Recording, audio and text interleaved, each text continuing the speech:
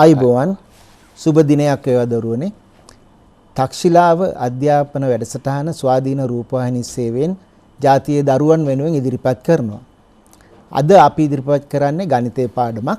ඔබ දන්නවා අද දිනේ ගණිත පාඩමේදී අපි සාකච්ඡා කරන්න බලාපොරොත්තු වෙනවා නව නිර්දේශානුකූලව ඔබට පිරිනැමෙන ප්‍රශ්න පත්‍රයේ අඩංගු ප්‍රශ්න කිහිපයක් සංඛ්‍යා තේමාව යටතේ.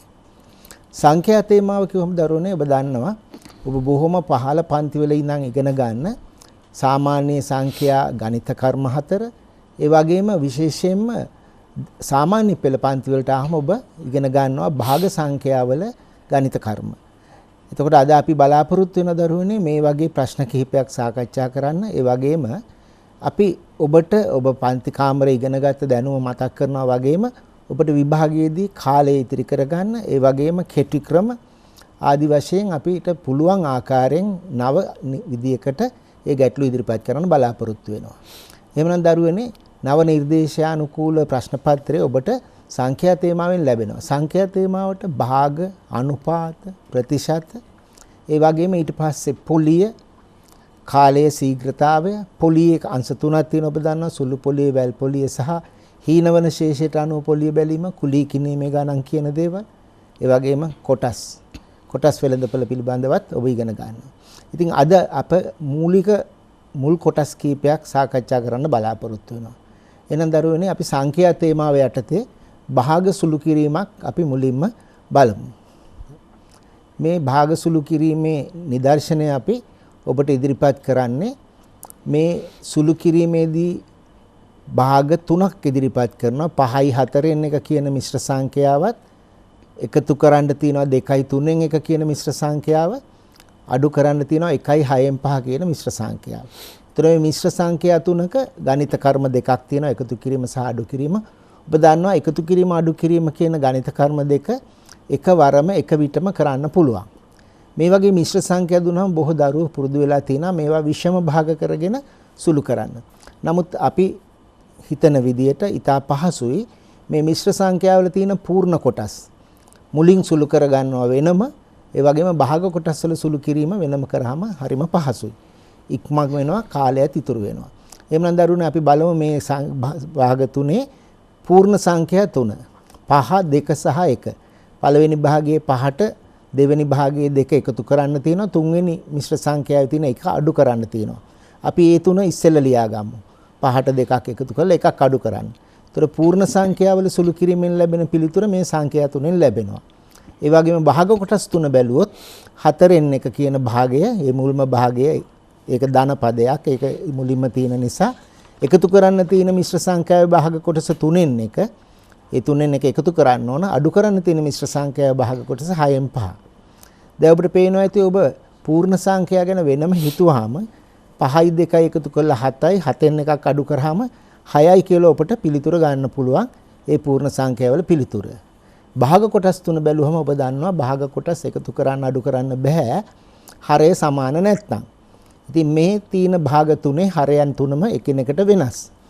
4 3 සහ 6 කියන හරයන් තමයි භාග තුනේ තියෙන්නේ. එහෙමනම් මේවා අපි ගේන්න ඕන සමාන හරයන්ට. සමාන හරයන්ට ගෙනල්ලා භාග කීපයක් ලියනකොට අපි කියනවා ඒක පොදු හරයකට ගේනවා කියලා.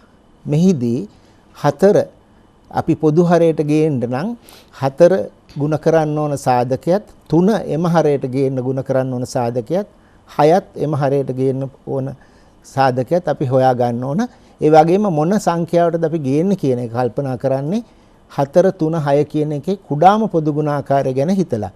මොකද විශාල පොදු ගුණාකාරයක් ගත්තොත් අපිට පසුව සුළු කරන්න සිද්ධ වෙනවා. ඒතර ඔබ දන්නවා 4 3 6 කියන සංඛ්‍යා තුනේ කුඩාම පොදු ගුණාකාරය වෙන්නේ 12 කියන එක. ඒතකොට මේ භාග තුනම 12 කියන පොදු හරයෙන් අපි සකස් කර ගන්නකොට අපිට පේනවා 4න් 1 කියන භාගයේ 4 කියන හරය 12 බවට පත් වෙන 3න් ගුණ වෙලා ලවයත් 3න් ගුණ වෙලා ලවයේ 3 වරක් එක 3 මුලින්ම ලියනවා. මේ ලියලා තියෙන්නේ 12න් 3 කියලා 4න් 1 වෙනුවට. 3න් 1ෙත් ලවයයි හරයයි ගුණ කරන්න වෙන්නේ 4න්. ඒතකොට ලවය 4 වෙනවා, හරය 12 වෙනවා. පොදු හරයේ 12 සඳහන් වෙනවා. ලවයේ 4 පමණක් ලියනවා. ඊගාට 6 12 බවට පත් වෙන 6 වරක් 2 12 නිසා ලවය දෙකෙන් ගුණ වෙලා 10 බවට පත් වෙනවා. ඒක අඩු කරන සංඛ්‍යාව. දැන් ඔබට පේනවා ඇති මේ භාග කොටස් තුනේ ලවයන් එකතු කරලා අඩු කරන්න ගියාම ඔබට පොඩි ප්‍රශ්නයක් එනවා. 3යි 4යි 7යි 7න් 10ක් අඩු කරන්න තියෙනවා. ඒතර 7න් 10ක් අඩු කරන්න තියෙනකොට අපිට පොඩි ප්‍රශ්නයක් එනවා. ඒක ඍණ ගාණක් වෙනවා. ඒත් කමක් නැහැ. එතන ලවයට හැදෙන ඍණ 3 නිසා අපි 6න් අඩු කරනවා 12න් 3ක්. 12න් 3ට 12න් 4 එකතු කරාම 12න් 7යි. ඒකෙන් 12න් 10ක් අඩු කරාම එන්නේ ඍණ 12න් 3යි. දැන් එතන පූර්ණ සංඛ්‍යාවක් සහ භාග සංඛ්‍යාවක් ඉතුරු වෙනවා. 6න් අඩු කරන්න ඕන දැන් අවසාන පිළිතුර ගන්න නම් 12න් 3 කියන භාගය. අපි මේ 12න් 3 කියන භාගය අඩු කරන්න 12න් 12ක කොටසක් පූර්ණ සංඛ්‍යාවෙන් එකක් ඉල්ලගෙන හදා ගන්න ඕන. ඒ හදා ගන්න 6න් අපි එකක් වෙන් කර ගන්නවා 5ක් ඉතුරු වෙනවා. වෙන් කරගත්තු එකෙන් තමයි 12න් 3 අඩු කරන්නේ. ඔබ දන්නවා එක කියන එක සමාන හරය ලවයෙන් ලිව්වහම වටිනාකම දැක්වෙනවා. ඒ එක කියන සංඛ්‍යාවේ වටිනාකම. එහෙමනම් 12න් 3ක් අඩු කරන්න තියෙන නිසා මේ වෙන් කරගත්තු එක 12න් පංගු 12 හැටියට අපි ලියා ගන්නවා. එතකොට 5ට ඒ එකතු වෙන එක 12න් 12 හැටියටත් අඩු කරන 12න් 3ත් ලිව්වහම භාග කොටස අඩු කර ගන්න පුළුවන්. 12න් 3ක් අඩු වෙලා 12න් 9 ලැබෙනවා. එතකොට 5කුයි 12න් 9කුයි අපිට ලැබෙනවා. 12න් 9 කියන භාගය තව සරල කරන්න පුළුවන්. මොකද අවසාන පිළිතුර සරල නොකරොත් ඔබට විභාගයේදී අවසාන ලකුණ ලැබෙන්නේ නැහැ. ඒ නිසා 12න් 9 කියන ලවයේත් හරයේත් පොදු සාධකයේ වන 3ෙන් බෙදුවාම අපිට ඒක 3 වරක් 3යි 9ට 3 වරක් 4යි 12ට 12න් 9 වෙනකොට 4න් 3 කියන භාගය ලැබෙනවා. ඒතර අවසාන පිළිතුර වන්නේ 5ට 4න් 3ක් එකතු වුනහම. හොඳයි එහෙනම් අපි අවසාන පිළිතුර සටහන් කරමු 5යි 4න් 3. ඉතින් මේ ආකාරයෙන් පූර්ණ සංඛ්‍යා වෙනමත් භාග සංඛ්‍යා වෙනමත් සුළු කර ගැනීම පහසුයි. විෂම භාග කරගත්තාම බොහෝ විට තුල්්‍ය භාග වලට සමාන භාග වලට ගෙහෙනකොට ලවයේ විශාල සංඛ්‍යා සෑදෙනවා. ඒ ආකාරයෙන් කරන්න ගියහම ළමයි ඒ ගුණිත චක්‍රවල වැරදීම් කරගෙන ගණන අපරාධේ ඒකේ ලකුණු අහිමි කර ගන්නවා. හොඳයි ආරිරන්ස් අපි තවත් මිශ්‍ර සුළු කිරීමක් බලමු. ඔව් දැන් අපි භාග එකතු කිරීම අඩු කිරීම වගේ අවස්ථා සාකච්ඡා කරා. ඒ වගේම මිශ්‍ර සංඛ්‍යා යෙදෙන අවස්ථා පිළිබඳව සාකච්ඡා කරා. ඒ වගේම අපි දන්නවා විභාගයේදී අපට භාග ආශ්‍රිත සුළු කිරීමක් කරන්න බොහෝ විට ලැබෙනවා. ඒ අවස්ථාවේදී අපි ඉගෙනගෙන තියෙනවා ඔය සුළු කිරීමේ ගණන යොදන ගණිත කර්ම අල්නායන්න වරහන් එතකොට ගුණ කිරීම බෙදීම් එකතු කිරීම අඩු කිරීම ආශ්‍රිතව යෙදෙන අවස්ථාවලදී අපි ඒවා සුළු කිරීම පිළිබඳ පොඩි අවබෝධයක් ලබා ගන්න එක හොඳයි. ඒ සඳහා අපි බලමු ඒ විදිහේ ගැටලුවක් මේ සුළු කිරීමක් කරලා බලන්න මේ ගන්න මේකේ තියෙනවා 1.8න් 5 බෙදීම 3න් 2 අල්නායන්න ඊට පස්සේ වරහණක් තුල තියෙනවා 2.4න් 3 අඩු කිරීම 1.3න් 2 කියලා ඉදලා තියෙනවා. දැන් මේ ගණන හදනකොට අපි කරන්නේ ඔබට මතක ඇති අපි පාසලේදී ඉගෙන ගන්නවා මේ ගුණ කිරීමේ අනුපිළිවෙලක් ගැන. ඒ කියන්නේ වරහන් අල්නායන්න ඊළඟට ගුණ කිරීම සහ බෙදීම අන්තිමේදී පොදු හරයේම හොයලා එකතු කිරීම සහ අඩු කිරීම. ඒ ක්‍රමයටම සෑම සුළු කිරීමක්ම කරන්න ඔබ මතක තබා ගන්න. හොඳයි එහෙනම් මේ ගැටලුවේත් මේ වරහන තුල තියෙන මිශ්‍ර සංඛ්‍යා තමයි අපිට සුළු කරන්න වෙන්නේ. මොකද අපි පළමුවෙන්ම සුළු කිරීමේ ගානක වරහන් මුලින්ම කරන නිසා. දැන් ඒතර මෙතන ගණනේ තියෙනවා වරහනේ ඇතුලේ අපි පිළිවෙලින් ලියාගෙන යමු 1.8න් 5 බෙදීම 3න් 2 අල්නායන ඊට පස්සේ ගණනේ තියෙනවා 2.12න් දැන් 2.4න් 3 අඩු කිරීම 1.3න් 2 නේ තියෙන්නේ. එතකොට අපිට පුළුවන් ඒවා ඒ ගණන සුළු කරනකොට 2න් 1 අඩු කරන්න 4න් 3යි 3න් 2යි පොදු හරයක් යටතේ. ඒ කියන්නේ 4න් පංගුයි 3න් පංගුයි අපිට පුළුවන් 4යි 3යි ගුණාකාරයක අරගෙන 12 අපිට 12න් පංගු හැටියට මේ භාග දෙක ලියා ගන්න පුළුවන්. එතකොට එනවා 2යි 12න් 9 අඩු කිරීම 1යි 12න් 8 කියලා. දැන් අපිට ওই වරහන හදන්න පහසුයි. දැන් අපි බලමු එතකොට ඒ දෙක එකතු අඩු කරපුවාම එනවා 2න් එකක් 1යි පූර්ණ සංඛ්‍යා දෙක. ඊට පස්සේ එනවා මේ 12න් 9න් 12න් 8ක් අඩු කරපුවාම හරය සමානයිනේ. එතකොට ලවයේ සංඛ්‍යා දෙක සුළු කරපුවාම ඇති 9න් 8ක් 1යි. ඒ අනුව වරහන තුලින් ලැබෙන ප්‍රතිඵලය යන්නේ 1යි 12න් 1. දැන් අපි බලමු මේ අවස්ථාවේ තියෙන ගණිත කර්ම බෙදීම තියෙනවා අල් ණයන තියෙනවා. එතකොට අපිට මුලින් කරන්න වෙන්නේ අල් ණයන යෙදෙන කොටස. දැන් අල් ණයන අපි ගණිතයේදී කරන්නේ ಗುಣ කිරීමක් හැටියට. එමනම් අපිට දැන් මේ ගානේදී 3න් 2 ಗುಣ කිරීම 1යි 12න් 1 කියන කොටසයි කරන්න වෙන්නේ. ඒ අනුව අපි කරන්නේ දැන් මේ 1යි 12න් 1 අපිට පුළුවන් විෂම භාගයක් හැටියට හරි ගස්සා ගන්න. එතකොට 3න් 2 අපි කියව අල් ණයන වෙනුවට ಗುಣ කිරීම යොදන්නේ කියලා. ඊළඟට විෂම භාගය හදන්නේ 12 වරක් 1 12යි 12ට ලවයේ තියෙන එක එකතු වෙලා 13යි. එතකොට 12න් 13 හැටියට විෂම භාගයක් හැටියට මේක හරි ගස්සා ගන්නවා. දැන් ඒ ගන්න සුළු කරන්න පුළුවන් අපිට පොදු සාධක තියෙනවා 2න් බෙදෙනවා 12 2න් බෙදෙනවා. එතකොට අපිට ඒක අපි සුපුරුදු පරිදි ඉරි කැලකින් කපලා 2ට 2 1යි 12ට 2 6යි කියලා යොදා ගන්නවා. ඊට පස්සේ මේක ඉන් එහාට සුළු වෙන්නේ නැහැ කොටස. ඊට පස්සේ ඉතිරි පද ගුණ කරලා ඊළඟ අවස්ථාවට යනවා. එතකොට ලැබෙන්නේ 1යි 8න් 5 අතන එනවා 13 වරක් 1 13යි ඉතුරු වෙනවා 6 වරක් 3 18යි කියලා. එතකොට ඊළඟ පියවර වශයෙන් ලැබෙන්නේ අපිට 1යි 8න් 5 බෙදීම 18න් 13. දැන් මේ බෙදීම කරනකොටත් ඔබ දන්නවා අපි මේ භාග බෙදීමේදී කරන්නේ ඒ බෙදීම ಗುಣ කිරීමක් බවට පරිවර්තනය කරගෙන අර බෙදන්න දීලා තිබ්බ භාගයේ පරස්පරය යොදලා ಗುಣ කරනවා. දැන් 18න් 3 කියන එකේ 3 කියන භාගයේ පරස්පරය තමයි 13න් 18. කොටිම ළමයි මතක තියාගන්නේ ලවයයි හරේ මාරු වෙලා හැදෙන දෙයක් හැටියට.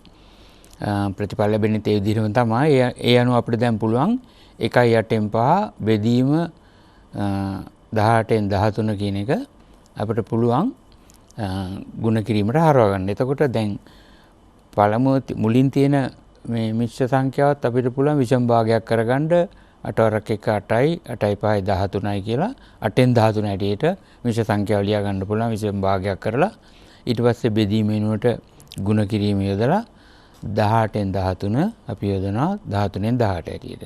දැන් මේක සාමාන්‍ය ಗುಣ කිරීමක් හැටියට ලවයේ හරේ පොදු සාධක කපා හැරලා උත්තරේ සුළු කර ගන්නවා. ඒතර ඔබට පේනවා මේක 13ට 13 කැපෙනවා 13න් බෙදෙනවා කියන එකයි අපි ඔය ඉරකින් කැපීමෙන් අදහස් කරන්නේ. එතකොට 13ට 13 1යි. ඒ විදිහට එකේව දෙක සටහන් වෙනවා. ඊට පස්සේ 8යි 18යි බෙදෙන්නේ 2කින්. එතකොට 8 2කින් බෙදුනම 4යි 18 2කින් බෙදුනම 9යි. දැන් ඉතිරි සංඛ්‍යා ගුණ කරලා අපි ගන්නවා ලවයේ සංඛ්‍යාවට ඉතුරුලා තියෙන්නේ 9 වරක් 1 9යි යට 4 වරක් 1 4යි කියලා. එතකොට අපිට මේකේ පිළිතුරු ලැබෙනවා 4න් 9 කියලා. අපි සාමාන්‍යයෙන් මේ විදිහට විෂම භාගයක් හැටියට පිළිතුරු ලියන්නේ නැහැ. එක්කෝ අපි භාගය සරල කරනවා, සරල භාගයක් හැටියට සාමාන්‍ය භාගයක් හැටියට නියම භාගයක් හැටියට ගන්නවා. එහෙම නැත්නම් මිශ්‍ර සංඛ්‍යාවක් හැටියට උත්තරේ දෙනවා. ඒ අනුව දැන් මේ 9 4න් බෙදලා අපිට ලියන්න පුළුවන් 9ට 4වත් 2යි ඉතුරු 1යි. ඒක 4න් එකක් හැටියට සටහන් කරලා 2යි 4න් 1 කියලා අපිට මේ ගානේ පිළිතුර ඉදිරිපත් කරන්න පුළුවන්. ඔව් දරුවනේ දැන් අපි භාග සුළු කිරීමේ ගැටලු දෙකක් ඔබට ඉදිරිපත් කරා. එතකොට ඒ භාග සුළු කිරීමේ පිළිවෙලත් වරහන් ඊළඟට අල්නයනු ඊළඟට ಗುಣ කිරීම සහ බෙදීම් අවසානයේදී එකතු කිරීම අඩු කිරීම කරන විදිහටයි කරේ. එතකොට මේ ගැටලු දෙක අපි හිතනවා ඔබට පුනරීක්ෂණයක් වශයෙන් ප්‍රමාණවත් කියලා. ඊළඟට භාගාශ්‍රිතව ඔබ දන්නවා පළවෙනි ප්‍රශ්න පත්‍රයේ B කොටසේ ඔබට ලැබෙන ව්‍යුහගත ප්‍රශ්නයක් තියෙනවා සංඛ්‍යා තේමාවේ. බොහෝ විට මේ සංඛ්‍යා තේමාවෙන් එන ඒ ගැටලුව පදනම් වෙන්නේ භාගාශ්‍රිත ගැටලුවක් හැටියට. ඔබ පසුගිය විභාග ප්‍රශ්න පත්‍ර බැලුවත් ඒ බව පෙන්නනවා. ඒ වගේම නව නිර්දේශීය මූලාකෘති ප්‍රශ්න පත්‍රය බැලුවත් ඔබට දකින්න පුළුවන් ඒ ආකාරයේ ගැටලුවක් තමයි 1B ප්‍රශ්න පත්‍රයේ පළවෙනි ප්‍රශ්න හැටියට බොහෝ විට දෙන්නේ ඒ සංඛ්‍යා තේමාවේ භාග ආශ්‍රිත ගැටලුවක්. ඉතින් භාග ආශ්‍රිත ගැටලුවක් කරනකොට දරුවනේ භාගය ආශ්‍රයෙන් සුළු කිරීම තමයි ඒ ගැටලුව තුල සිද්ධ වන්නේ අවසාන පිළිතුර ලබා ගැනීමට. මෙහිදී වැදගත් වෙනම කාරණා දෙක තමයි කිසියම් දෙන ලද අගයකින් භාගයක් සෙවීම සහ යම්කිසි අගයකින් භාග කොටසක වටිනාකම ප්‍රමාණය දුන්නාම මුල් අගය සෙවීම. ඉතින් මෙන්න මේ දෙපැත්ත හදා ගන්න පුළුවන් නම් ඕනම දරුවෙක්ට භාග ගැටලුවේ සෑම පියවරක්ම නිවැරදිව කරන්න පුළුවන්. ඒ නිසා අපි කුඩා ගැටලුවක් ගන්නවා කිසියම් භාග කොටසක අගය දීලා ඒකෙන් මුල් අගය ලබා ගැනීමත් ඒ වගේම මේ මුල් අගයේ මුළු වටිනාකමෙන් කිසියම් භාගයේ සෙවීමක් කරන ගැටලුවක්. දැන් බලන්න දරුවනේ මේ ගැටලුව දිහා අපි ඉදිරිපත් කරන ගැටලුව දැන් තිරේ ඔබට දිස් වෙනවා. ඉඩමකින් 3න් 2ක වටිනාකම රුපියල් 800,000ක නැත්නම් ලක්ෂ 8කි. ඒතර ඉඩමම නෙමෙයි ඉඩමකින් 3න් 2 කියන භාග කොටසක වටිනාකම තමයි මෙතනින් පෙන්වන්නේ. ඔබ දන්නවා 3න් 2 කියන දේ ඔබගේ සිතට ඔබ ලබා ගන්න ඕන මුළු ඉඩම කොටස් 3ට බෙදුවොත් එයින් කොටස් 2ක වටිනාකම කියන අදහස. ඒතර සම්පූර්ණ ඉඩමේ කොටස් 3න් 3ම තියෙනවා. මේ දීලා තියෙන එම 3න් 2ක වටිනාකම.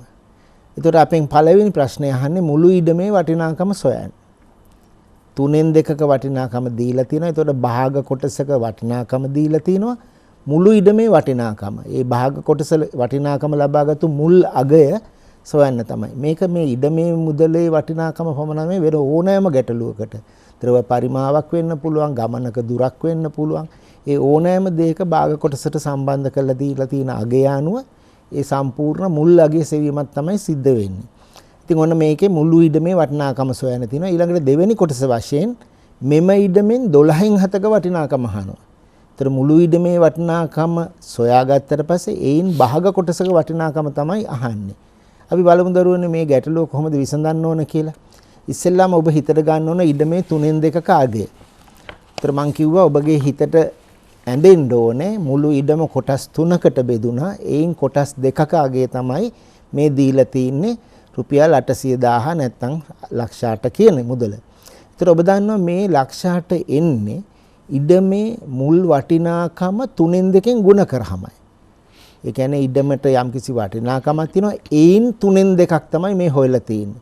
අපිට දීලා තියෙන්නේ. ඒතර ඉඩමෙන් 3න් 2ක් කිව්වොත් ආරියරත්ස පැහැදිලි කර අල්නායන්න කියවෙනකොට එතන ಗುಣ කිරීමක්. ඒතර මුළු ඉඩමේ වටිනාකමෙන් ಗುಣ කරාම 3න් 2 ඒ ඉඩමේ වටිනාකමෙන් 3න් 2ක් එනවා. ඒ අගය තමයි ලැබිලා තියෙන්නේ. ඒතර මුල් ඉඩමේ වටිනාකම 3න් 2කින් ಗುಣ කරාම ලැබිච්ච අගය දන්නවනම් මුල් ඉඩමේ අගය සෙවීම සඳහා අපි මේ ಗುಣ කරපු 3න් 2කින් බෙදන්න ඕන. ඉඩමේ වටිනාකම 3න් 2කින් ಗುಣ කරාම තමයි 3න් 2 අගය ලැබිලා තියෙන්නේ. ඒතොර ඉඩමේ වටිනාකම හොයන්න ಗುಣ කරපු 3න් 2කින් බෙදලා ප්‍රතිලෝම ගණිත කර්ම කරන්න ඕන. ඒතොර ඒ අනුව අපි 800,000 බෙදන්න ඕන 3න් 2කින්. මේක සමහර වෙලාවට ඔබ 3න් 2කින් බෙදනවා කියන එකට වඩා එක කොටසක් සොයා කොටස් 3 හොයනවා කියලා ඒකීය ක්‍රමයට සිතුවත් කමක් නැහැ. අර ඉඩමේ වටිනාකම ಗುಣ කිරීමෙන් 3න් 2කින් ಗುಣ කිරීමෙන් ලැබිච්ච අගය නිසා මුල් අගයට එන්න 3න් 2කින් බෙදන්න පුළුවන්. ඒ අනුව බෙදන 3න් 2 පරස්පර වෙලා ಗುಣ වෙනවා.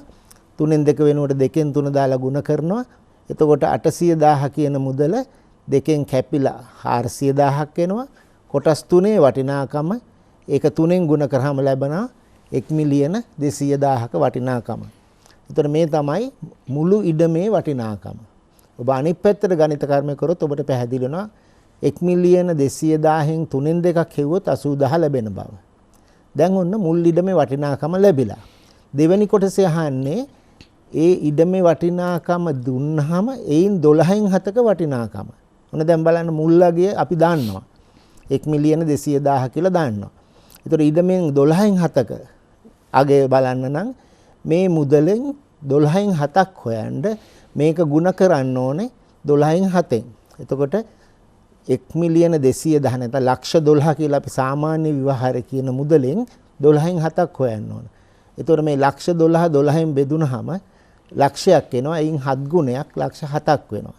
එහෙමනම් මුළු ඉඩමෙන් 12න් 7ක වටිනාකම ලක්ෂ 7ක් වෙනවා. ඉතින් දරුවනේ මේ නිදර්ශනයෙන් අපි පෙන්වන්නේ ඕනෑම භාග ගැටලුවක ඔබට යම්කිසි භාගයක වටිනාකම දන්නා විට මුල්ලගිය සෙවීමටත් මුල්ලගිය දන්නා විට කිසියම් භාගයක වටිනාකම සොයා ගැනීමටත් නිදර්ශනයක් වශයෙන් මේ ආර්යරත්න සහ අපි තවත් ගැටලුවක් ගමු ටිකක් ඊට වඩා හිතලා කරන්න ඕන පියවර තියෙන ගැටලුවක්. ඔව් දැන් මේ සරස් ඔබට මතක් කරා ගණිතය එක පත්‍රයේ B කොටසේදී භාග ගැටලුවක් ඔබට බොහෝ විට ලැබෙනවා කියලා. ඒක අනිවාර්යයෙන්ම ලැබෙන ප්‍රශ්නයක්. ඒ වගේම තව මතක් කරන්න ඕනේ දෙවෙනි ප්‍රශ්න පත්‍රයේත් ලාභ අලාභ ඒ වගේම ඔය කොමිස් ආදිය සියලුම මේ සංඛ්‍යා තේමාවේ ප්‍රශ්නවලදී ඔබට භාගාශ්‍රිත සුළු කිරීම නම් කරන්න වෙනවා. ඒ නිසා මේ පාඩමේ අපි ඉදිරිපත් කරන මේ භාගාශ්‍රිත සුළු කිරීම පිළිබඳව ඔබේ විශේෂ අවධානය යොමු කරන්න කියලා මම ඉල්ලා සිටිනවා. දැන් සරස් මතක් කරේ භාග භාවිත වෙන තව ගැටලුවක් සාකච්ඡා කරන්න කියලා. ඇත්තටම දැන් සර් කතා කරපු ගණනේ තිබුණා ඉඩම් වල පංගු, ඉඩම් වල කොටස් භාග ගැන. තව ওই විදිහට දැන් ගමනක් යනකොට ඒ දුර අපි ගිය කොටස යන්න ඉතිරි භාගය. ඒ විදිහට දැන් වැටුපක් ගත්තාම මේකෙන් වියදම් කරපු කොටස ওই විදිහට භාග එදිනදා ජීවිතේ බොහෝ අවස්ථාවලදී යෙදෙනවා. ඒවා ඇසුරෙන් තමයි ඔබටත් විභාගයට ගණනක් ලැබෙන්නේ. අපි බලමු මෙන්න මේ ගාන එවැනි ගණනක් මේ ද්‍රව පරිමාශ්‍රිත ගණනක්. අපි බලමු මේ ගණන ටැංකියකින් 6න් 5ක ජලය පිරී තිබුණි. ටැංකියකින් 6න් 5ක් ජලයෙන් පිරලා තිබුණා. එම ජලයෙන් කියන්නේ පිරලා තිබුණ ජලයෙන් ලීටර් 225ක් ප්‍රයෝජනයට ගත් පසු ටැංකියේ 12න් 1ක ජලය ඉතුරුය. ටැංකියේ ධාරිතාව සොයන්න. දැන් මේ වගේ ගැටලුවකදී ඔබ හොඳට තේරුම් ගන්න ඕනේ මේ කියන දේවල්. එතකොට ටැංකියෙන් 6න් 5ක් පිරලා තියෙනවා. එතකොට 6 තමයි මුළු ටැංකියේ තමයි කොටස් 6කට බෙදෙන්නේ. 5 තමයි පිරලා තියෙන කොටස. එතකොට 6න් 5ක් කියනක ඔබට අවබෝධ වෙනවා. ටැංකිය ගොඩක් පිරලායි කියන්නේ. ඒ වතුර වලින් ඒකේ තියෙන වතුර වලින් ලීටර් 225ක් මොකක් හරි දෙයකට ප්‍රයෝජනෙට ඇරන්. ඊට පස්සේ ටැංකියේ වතුර ඉතුරු වුණාලු 12න් පංගුවක්. 12න් එකක්. එතකොට ටැංකියේ ධාරිතාව සොයන්න කියලා තියෙනවා. දැන් අපි බලමු මේ ගණන හදනකොට ටැංකියේ ඔබට රූප සරහනක් මේ දල රූප සරහනක් ඉදිරිපත් කරලා තියෙනවා ටැංකියක. ඒකෙන් ජලය පිරලා තියෙන කොටස තමයි වර්ණවත්ව දක්වන්නේ. මුළු ටැංකිය 6ට බෙදුවොත් ඒකෙන් 5ක් උසට වගේ ඒ තියෙනවා 6න් 5ක් ජලයෙන් පිරලා තියෙනවා. ඊට පස්සේ මේකෙන් වතුර යම් කොටසක් ප්‍රයෝජනෙට ගන්නවා කියන ප්‍රයෝජන ගන්න කොටස තමයි අපි ඔය ඔබට පෙන්වන්නේ. ඔය ලීටර් 225ක් දාලා තියෙන මේ රූපේ දැක්කෙන කොටස.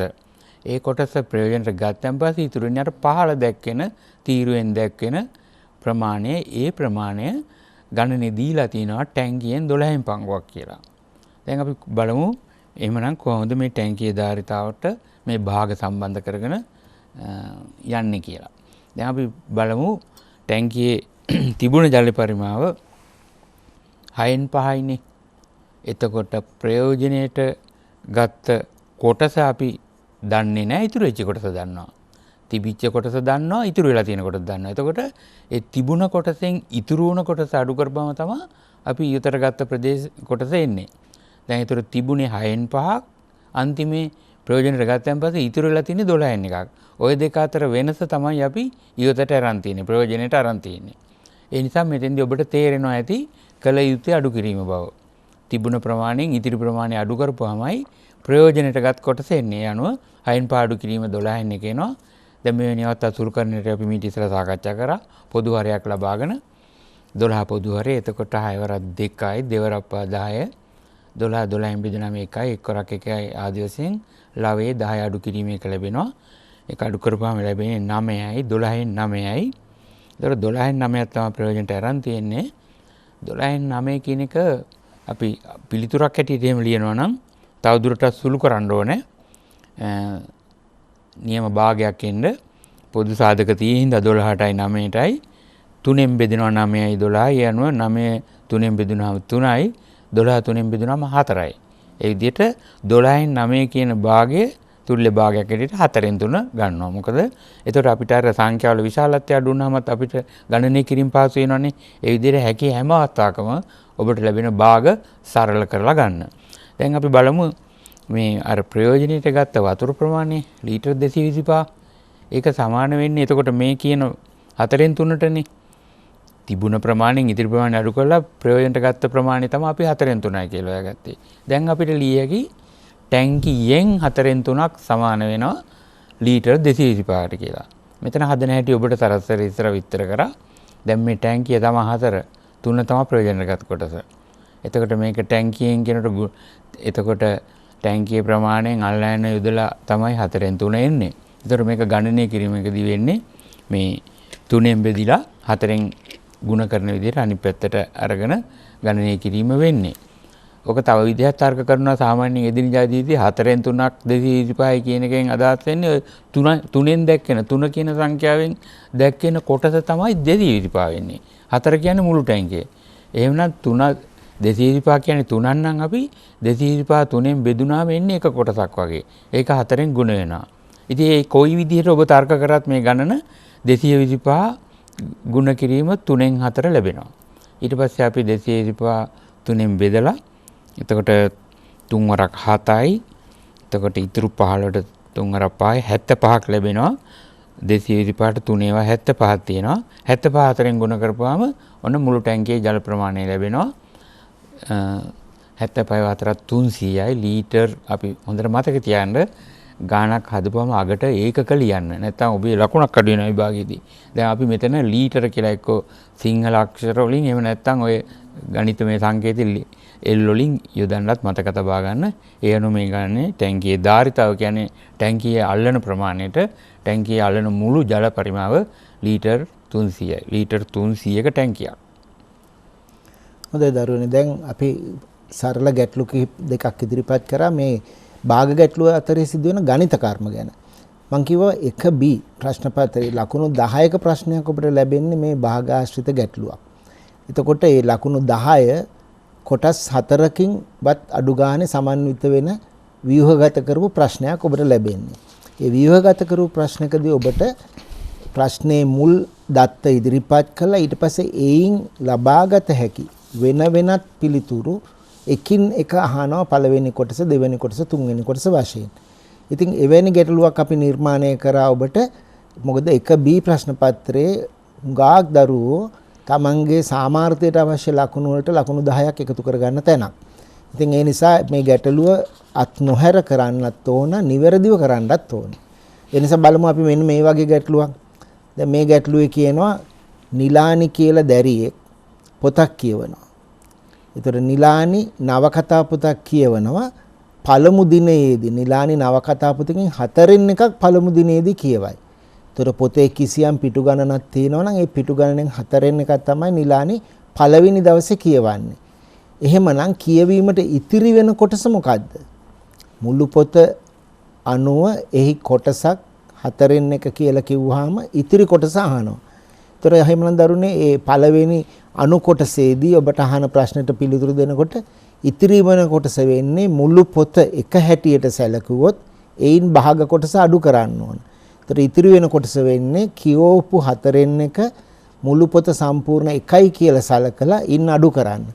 අපි කිව්වා භාග අඩු කරද්දී එකතු කරද්දී අපේ පළවෙනි නිදර්ශනයේදී මාව හරයට සමානව ලවයත් සකස් කරගන්න ඕන එක කියන අගය. ඒතර 4න් පංගු වලට සකස් කරගන්න ඕන 4න් එකක් අඩු කරනවා නම් එහෙමනම් අපි එක ලියනවා 4න් 4 හැටියට. දැන් මේ පියවර බොහෝ විට දරුවෝ හිතෙන් කරන්නේ. ඒකට කමක් නැහැ. එක කියන්නේ 4න් 4 කියලා හිතලා 4න් එක අඩු කරාම ඇයට කියවීමට ඉතුරු වෙන කොටස එනවා 4න් 3යි කියලා. දැන් ඔබට පේනවා මේක ඊටාම සරල පිළිතුරක්. නමුත් අර ලකුණු 10න් පළවෙනි කොටසේ එක ලකුණක් විතර පිරිනමන කොටසක් හැටියට තමයි ඒක ඉදිරිපත් වෙන්නේ. බොහෝ විට ඒ ලකුණු දීමේ ක්‍රමයේ පටිපාටියක් තියෙනවා. ව්‍යුහගත කරපු කොටස් හතරට ලකුණු 1 2 3 4 වශයෙන් කැඩෙන අවස්ථා තමයි බොහෝ විට දකින්න ලැබෙන්නේ. ඒතර ඊටාම කාටත් එක ලකුණක් ගන්න තමයි මේ විදිය කෙටි ප්‍රශ්නයක් අහන්නේ. බලමු ඊළඟට මොකක්ද අහන්නේ කියලා. ඇය ඉතිරි කොටසෙන් 5න් 2ක් දෙවන දිනේදී කියවයි. දැන් පළවෙනි දවසේ කියලා ඉතුරු වුණානේ කොටසක්. ඒ පිළිතුර අපි හොයාගත්ත 4න් 3 බව. මේ ඉතුරු කොටසෙන් 5න් 2ක් දෙවන දිනේදී කියවනවා. එතකොට අපෙන් අහනවා දෙවැනි දිනේදී කියවන්නේ පොතේ මුළු පිටු වලින් කවර භාගයක්ද? ඉතිරි කොටසෙන් 5න් 2ක් කිව්වට මුළු පොතෙන් 5න් 2ක් නෙවෙයිනේ එතන. ඉතිරි වෙන කොටසෙන් පහෙන් දෙකක් තමයි දෙවෙනි දවසේ කියවන්නේ. අපෙන් අහනවා මේ ඉතිරි වෙන කොටසෙන් පහෙන් දෙක කියන ප්‍රමාණය මුළු පොතේ හැටියට කවර භාගයක්ද? එහෙමනම් අපි දන්නවා ඉතිරි වෙච්ච ප්‍රමාණය 4න් 3යි කියලා අපි හොයාගත්තා. පළවෙනි කොටසේ පිළිතුරෙන් දෙවන දිනේදී කියවන කොටස අර අල්නයන් සම්බන්ධ ඇතුව ලියන්න පුළුවන් 4න් 3න් පහෙන් දෙක හැටියට. ඉතිරි කොටසින් පහෙන් දෙක කියන්නේ ඉතිරි වෙච්ච 4න් 3න් පහෙන් දෙකක්. ඒතර අල්නයන්ෙන් සම්බන්ධ වෙන සංඛ්‍යා දෙක සුළු කිරීමේදී ಗುಣ කිරීමක් කරන ඒ සංඛ්‍යා දෙක ඒ භාග කොටස් දෙක 4න් 3යි පහෙන් දෙකයි ಗುಣ වෙනවා. එතෙන්දී 2යි 4යි සරල කරන්න පුළුවන් දෙකෙන් බෙදීමෙන් දෙවරක් 1යි දෙවරක් 2යි කියලා. මේ අනුව අපිට ලැබෙන සරලම භාගය 10න් 3 මේ තමයි ඇය දෙවැනි දවසේ කියවපු ඉතිරි කොටසෙන් පහෙන් දෙක කියන ප්‍රමාණය මුළු පොතේ භාගයක් හැටියට මුළු පොතේ පිටු වලින් භාගයක් හැටියට. ඉතින් මේ අල්නයන සම්බන්ධ වෙන අණු කොටසක් බොහෝ විට අපිට දකින්න ලැබෙනවා මෙවැනි ප්‍රශ්නවලදී. සදරුව සමහර අය 4න් 3න් පහෙන් දෙකක් අඩු කරන්න යනවා. ඒක වැරදි. ඉතින් එහෙම කරන්න එපා. හොඳට කියවලා බලන්න අල්නයනෙන් සම්බන්ධ වෙන භාගය සොයා ගන්න. ඊළඟට දැන් මේක තවත් ඉදිරියට අපි ප්‍රශ්න ගෙනියනවා. තුන්වන දිනයේදී ඇය පොතේ පිටු 85ක් කියවයි. දැන් පළවෙනි දවසේ කියවන කොටස දුන්නේ භාගයක් හැටියට. දෙවෙනි දවසේ කියවන කොටසත් ඉතිරි කොටසෙන් භාගයක් හැටියට. ඒකත් අපි හොයාගත්තා. තුන්වෙනි දවසේ කියවන ප්‍රමාණය දීලා තියෙන පිටු සංඛ්‍යාවක් හැටියට. පොතේ කිසියම් පිටු ගණනක් තියෙනවනේ ඒයින් පිටු 85ක් තමයි මෙයා තුන්වෙනි දවසේ කියවන්නේ. ඒතර පළවෙනි දවසේ කිව්වා, දෙවෙනි දවසේ කිව්වා, තුන්වෙනි දවසේ පිටු 85ක් කිව්වා. ඉන්පසු හතරවන දිනයේදී පොතේ පිටු ගණනින් 6න් එකක් වන පිටු කිහිපය කියවයි. එතකොට හතරවෙනි දවසට යාට ඉතුරු වෙන්නේ පොතේ අන්තිම ඉතිරි වෙන කොටස 6න් එකක්. පළවෙනි දවසේ 4න් 3ක් කියෙව්වා. 4න් එකක් කියෙව්වා. ඒ 4න් එකට පස්සේ ඉතිරි වෙන 4න් 3න් පහෙන් දෙකක් වන 10න් 3ක් කියෙව්වා. තුන්වෙනි දවසේ පිටු 85ක් කියෙව්වා. දවස් 3 ඉවර වෙලා හතරවෙනි දවස් වෙනකොට මුළු පොතෙන් 6න් එකක් තමයි අවසාන පිටු ටික හැටියට ඉතුරු වෙන්නේ. එතකොට අපෙන් දැන් මේ අවශ්‍ය දේ අපි හොයා ගන්න ඕන භාග වලින්. අපෙන් අහනවා ප්‍රශ්නයක් පළමු දෙවන සහ හතරවන දිනවල කියවූ පිටු ගණන පොතේ මුළු පිටු ගණනෙන් කවර භාගයක්ද? මොකද භාග වශයෙන් තියෙන්නේ පළවෙනි දිනේ කියවපු ප්‍රමාණය, දෙවෙනි දිනේ කියවපු ප්‍රමාණය, හතරවෙනි දිනේ කියවපු ප්‍රමාණය. තුන්වෙනි දිනේ තියෙන්නේ පිටු සංඛ්‍යාවනේ. ඉතින් පළමු දෙවන සහ හතරවන දිනවල කියවූ පිටු ගණන පොතේ මුළු පිටු ගණනෙන් කවර භාගයක්ද? එහෙනම් අපි බලමු පළමු දිනේදී කියුවේ 4න් 1යි. දෙවන දිනේදී කියවප එක අපි සුළු කරලා හෙව්වා 4න් 3න් පහෙන් දෙක හැටියට 10න් 3යි. හතරවන දිනේදී කියුවේ 6න් 1යි. එහෙනම් එම දින තුනේදී කියවන මුළු ප්‍රමාණය 4න් 1 එකතු කිරීම 10න් 3 එකතු කිරීම 6න් 1. භාග තුනක් එකතු කරන්න තියෙනවා. ඒකයි භාග ආශ්‍රිත ගැටලුවක් කියන්නේ. සුළු කිරීමේදී භාග ආශ්‍රිත සුළු කිරීම කරන්න වෙනවා. දැන් මේවායේ පොදු හරය හැටියට අපිට 4ත් 10ත් 6ත් කුඩාම පොදු ගුණාකාරය 60 සලකන්න පුළුවන්. 60ට හැදුවාම මේ හරය අපිට ලවය හැදෙනවා. 4න් 1 කියන්නේ 4 60 වෙන්න හරය වෙනස් වෙන්නේ 15න් ගුණ කරලා ලවයේ එකත් 15න් ගුණ වෙලා 15 සරක් එක 15යි. ඊට පස්සේ 10න් 3 10 60 වෙන්නේ 6න් ගුණ වෙලා එහෙනම් ලවයේ 3 6න් ගුණ වෙලා 18යි. 6 60 වෙන්නේ 10න් ගුණ වෙලා ලවයේ එකත් 10න් ගුණ වෙලා 10යි. සියලුම ලවයේ පද එකතු කරාම 15යි 18යි 33යි 33යි 10යි 43යි. ඒතකොට අපෙන් තුන්වෙනි කොටස වශයෙන් අහපු ප්‍රශ්නේ පළවෙනි දෙවන හතරවන දින තුනේදී කියවපු මුළු ප්‍රමාණය පොතේ මුළු පිටු ගණනෙන් කවර භාගයක්ද? පිළිතුර වෙන්නේ 60න් 43යි. ඒතර එතන භාග සියල්ල එකතු කිරීමක් වෙනවා. අවසාන වශයෙන් තමයි ඔබගෙන් අහන්නේ පොතේ මුළු පිටු ගණන. ඒ කියන්නේ අර අපේ භාග බලපු සම්පූර්ණ මුල් වටිනාකම මුළු පිටු ගණන තමයි මෙතන මුල්ම අගය වෙන්නේ. දැන් කොහොමද මේ පිටු ගණන සොයන්නේ? අපිට පිටු ගණනක් වශයෙන් දීලා තියෙන්නේ තුන්වෙනි දිනේදී කියවපු ප්‍රමාණය. තුන්වෙනි දිනේදී කියවපු ප්‍රමාණය පොතේ පිටු ගණනේ කවර භාගයක්ද කියන එක අපිට දීලා නැහැ. නමුත් දවස් 4න් පළවෙනි දෙවෙනි හතරවෙනි දවස් තුනේ කොච්චර කියුවාද කියලා භාගය අපි ඉස්සෙල්ලා පියවරේදී හොයාගත්ත 60න් 43 කියලා. එහෙනම් දවස් 3 ටික දන්නවා. තුන්වෙනි දවසේ භාගය විතරයි නොදන්නේ. එහෙමනම් පොතේ මුළු පිටු ගණන හොයන්න පළමු දෙවන හා හතරවන දින කියවු කොටස 60න් 43 හොයාගත්තු එක. එහෙමනම් තුන්වෙනි දිනේදී කියවූ කොටස මුළු පොතෙන් 60න් 43ක් අඩු කරන්න 1න් 60න් 43 අඩු කරනවා. මෙතෙන්දිත් ඔබට 1න් අඩු කරන්න සිද්ධ වෙනකොට භාග කොටසේ හරය 60 නිසා එක කියන එක 60න් 60 හැටියට සලකලා 60න් 43ක් අඩු කරන්න. ඔය 60න් 60 සිතීම ඔබට හිතෙන් කළත් කමක් නැහැ. එක කියන්නේ 60න් 60යි එයින් 43ක් අඩු කරාම 60න් 17 කියලා එනවා. මේ එන්නේ 60න් 17 පොතේ මුළු පිටු ගණනෙන් 3 වෙනි දවසේ කියවපු ප්‍රමාණය හැටියට. පිටු ගණන සංඛ්‍යාව හැටියටත් අපිට දීලා තියෙනවා. 3 වෙනි දිනේදී කියවූ පිටු ගණන 85 කියලා දීලා තියෙනවා. දැන් 3 වෙනි දිනේ කියවූ කොටස අපි හොයාගත්ත 60න් 17 කියලා. එතකොට මුළු පොතෙන් 60න් 17ක් 3 වෙනි දවසේ කියවුවා නම් පොතේ මුළු පිටු ගණනෙන් 60න් 17 සමාන වෙනවා පිටු 85ට. කොටස් 60ට බෙදුවාම කොටස් 17ක් පිටු 85යි. එහෙමනම් පොතේ මුළු පිටු ගණනෙන් 60න් 1 මම ඒකීය ක්‍රමයට යනවා මේ නිදර්ශනයේදී 60න් 17ක් කොටස් 17ක් පිටු 85 නම් එක කොටසක් හොයන්න 17න් බෙදන්න ඕනේ. ඊළඟට පිටු 5යි කියලා ලැබෙනවා. එතකොට මුළු පොතේ තියෙනවා 60න් 60ක්ම 60න් එක කොටසක් නම් පිටු 5යි. එතකොට මුළු පොතේ පිටු ගණන 60න් 60 සොයන්න මේ පිටු 5 60න් ගුණ කරනවා. ඒතර ඕකම තමයි දරුවනේ සිද්ධ වෙන්නේ 60න් 17න් ගුණ කරපු එක 60න් 17න් බෙදන කොටත් වෙන්නේ ඕකමයි. 17න් 85 බෙදිලා 60න් ගුණ වෙලා තමයි පිළිතුර ලැබෙන්නේ. මේ ලිව්වේ එකක් සොයා කීපයක් සොයන ක්‍රමේ නැත්නම් අපි ඒකීය ක්‍රමය කියලා කරන ක්‍රමයට.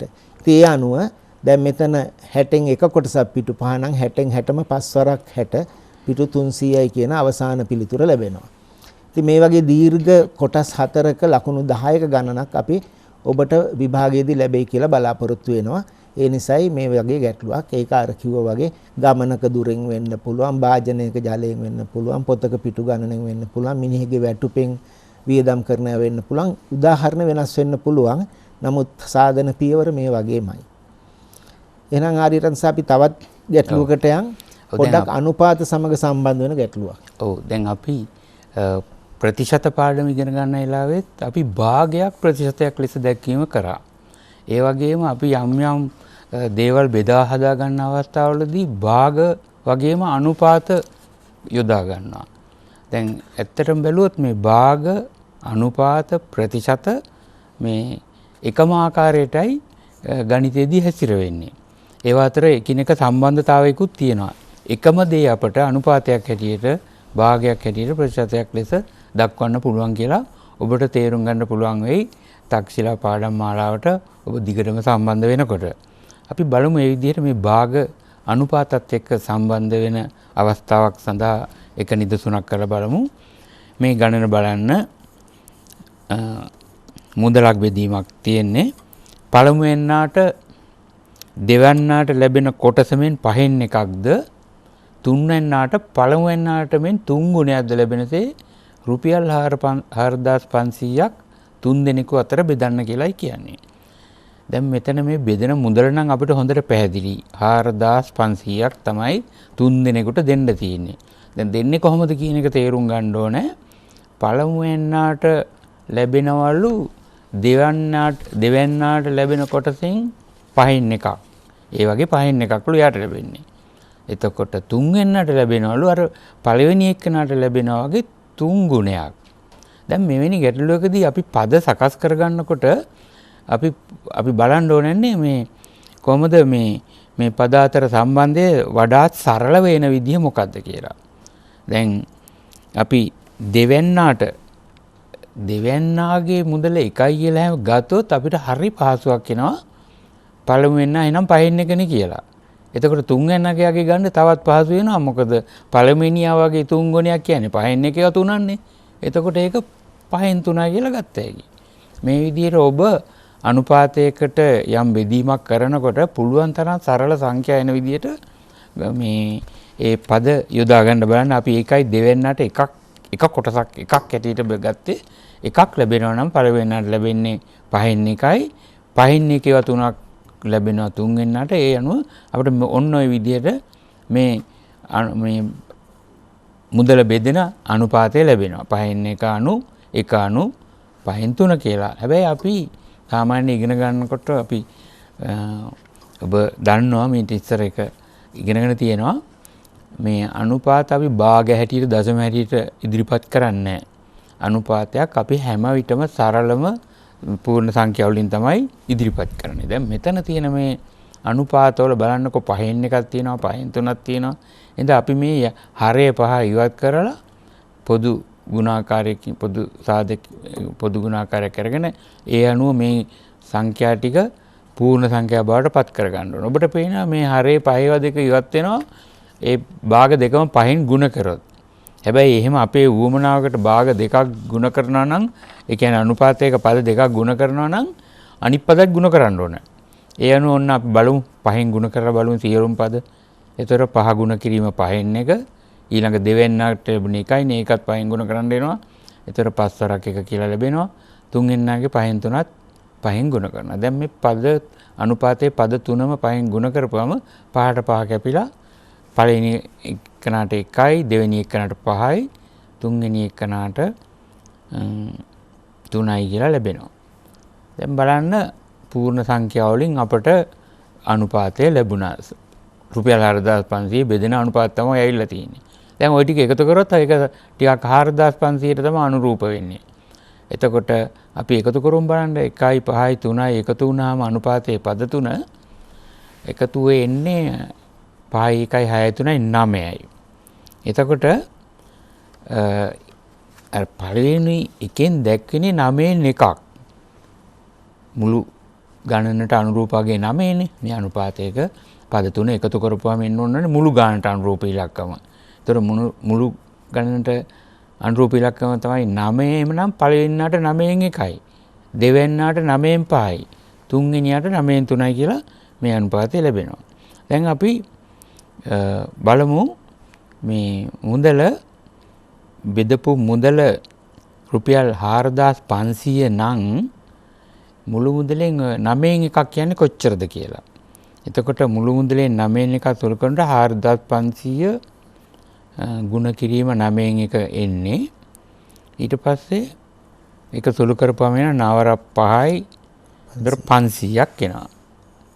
එතකොට රුපියල් 500ක් එනවා. එතකොට 500 වරක් එක කියලා ඒක සුළු වෙන්නේ. ඊළඟ එක්කනාගේ මුදලත් එතකොට 500මයි 500ව 5ක් එනවා. දැන් 500 හැම එකෙම එන්න ඕනේනේ. එතකොට 500ව එකක් 5ක් එනවා. තුන් වෙනට එන 500ව 3ක්. දැන් මේවා ගුණ කරපුවම 500ව එකක් 500යි 500ව 5ක් රුපියල් 2500යි ඊළඟ එක 500ව 3ක් රුපියල් 1500යි. දැන් දැන් බලන්න මුළු මුදල 9ට අපි අනුරූප කරලා අර 1 5 3 කියන ඒ වගේ එන මුදල් කොටස් ගණනය කරා. දැන් ඔබට මේ පිළිතුරත් නිරදි බැලියගේ මේ මුදල් තුන එකතු කරපුවාම 4500 එන්න ඕනේ. දැන් මේ විදිහටයි අනුපාතයක් ඇසුරෙන් භාග යොදාගෙන ගණනය කිරීමක් කරන්නේ. උදාහරණයක් දැන් ඒ ආර්යරත්නස පැහැදිලි කරපු කොටසේ තිබුණේ අපි 9 ශ්‍රේණියේදී ඉගෙන ගන්න අනුලෝම සමානුපාතය කියන කොටසයි. ඒ අනුලෝම සමානුපාතයේදී බොහෝ විට එක එකකයකින් පුළුවන් ඒකක කිහිපයක් ලබා ගන්න ඒකක කිහිපයකින් එක ඒකකයක් ලබා ගන්න පුළුවන්. ඊළඟට ඔබ දන්නා ප්‍රතිලෝම සමානුපාත ගැටලු. ප්‍රතිලෝම සමානුපාත ගැටලු 10 ශ්‍රේණියේදී ඔබ ඉගෙන ගන්නවා. විශේෂයෙන්ම මේ ප්‍රතිලෝම සමානුපාත ගැටලු කියන්නේ රාශි දෙකක වෙනස් වීම විරුද්ධ ආකාරයට සිද්ධ වීම. එක් රාශියකගේ වැඩි වෙනකොට අනිත් රාශියගේ අඩු වීම. ඉතින් නැත්තම් එක් රාශියක් අඩු වෙනකොට අනිත් එක වැඩි වීම. ඉතින් මේ ආකාරයෙන් රාශි දෙකක් අතරේ තියෙන සම්බන්ධය ප්‍රතිලෝම සමානුපාතයක් කියලා හඳුන්වනවා.